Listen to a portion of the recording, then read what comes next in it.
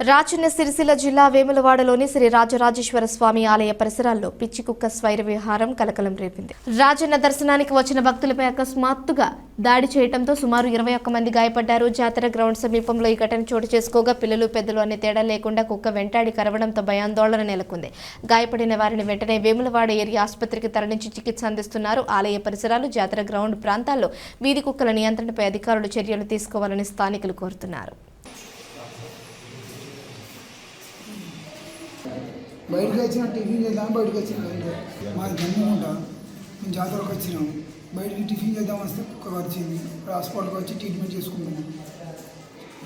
దాదాపు ఎంతమంది కరిచింది? దాదాపు ఒక 20 మంది దాకా కరిచింది. గుడ్ మార్నింగ్ అండి.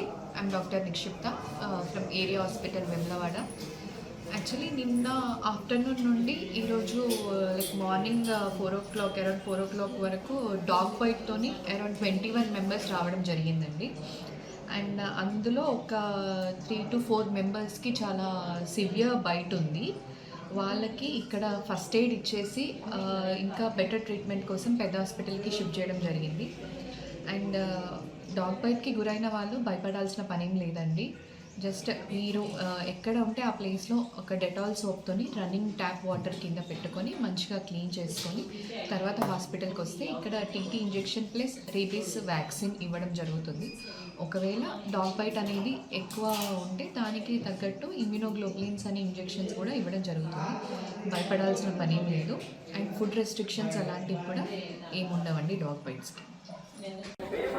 నా పేరు జమున, మాది వేములవాడ.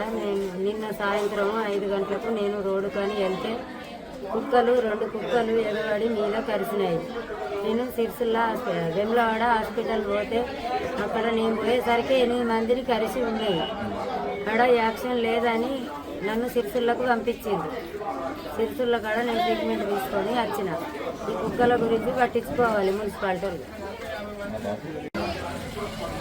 ఈ జాతర ఏరియాలో మున్సిపాలిటీ వాళ్ళు కుక్కలు తిరుగుతున్న కుక్కలను తీసివేయాలి.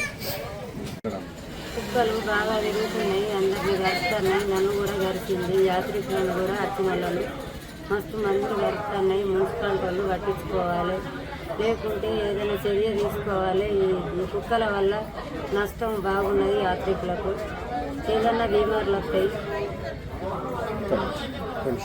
సరికి వచ్చిన యాత్రికులే 8 మంది ఉన్నారు. వచ్చిన వాళ్ళని కూడా మస్తు మందిని కలిసి టిక్కలే తీస్తున్నాయి. వీటిని పట్టించుకోవాలి మంచిగా. దీనివల్ల రేబీస్ వచ్చే వ్యాధి ఉన్నది.